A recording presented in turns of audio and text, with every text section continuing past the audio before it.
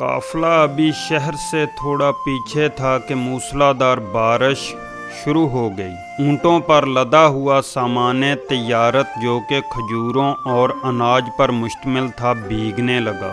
بارش سے محفوظ جگہ پر پہنچتے پہنچتے آدھا مال بھیگ چکا تھا۔ منڈی میں پہنچ کر تاجروں نے مال اتارنا شروع کیا۔ ان تاجروں میں ایک بہت معصوم چہرے والا انتہائی خوش شکل نوجوان تاجر بھی موجود تھا۔ اس نوجوان تاجر نے جب اپنا مال اتارا تو اس کو دو حصوں میں تقسیم کر دیا۔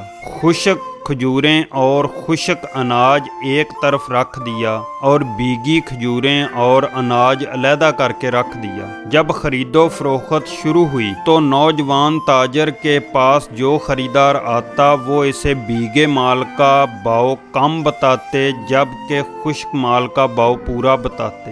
گاہک پوچھتا کہ ایک جیسے مال کا الگ الگ بھاؤ کیوں؟ تو وہ بتاتے کہ مال بھیگنے سے اس کا وزن زیادہ ہو گیا ہے، خشک ہونے کے بعد وزن کم ہو جائے گا۔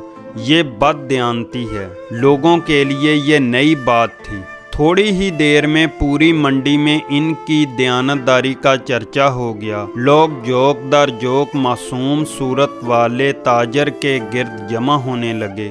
ان کے اخلاق کے گرویدہ ہو گئے۔ وہ معصوم اور خوش شکل نوجوان ہمارے نبی کریم صلی اللہ علیہ وآلہ وسلم تھے۔ خاکے بنانے والے خاک میں مل جائیں گے لیکن میرے نبی صلی اللہ علیہ وآلہ وسلم کا ذکر ہمیشہ بلند رہے گا۔ اللہ پاک قرآن پاک میں فرماتے ہیں وَرَفَعْنَا لَكَ ذِكْرَكَ، اے حبیب ہم نے آپ کے ذکر کو بلند کر دیا۔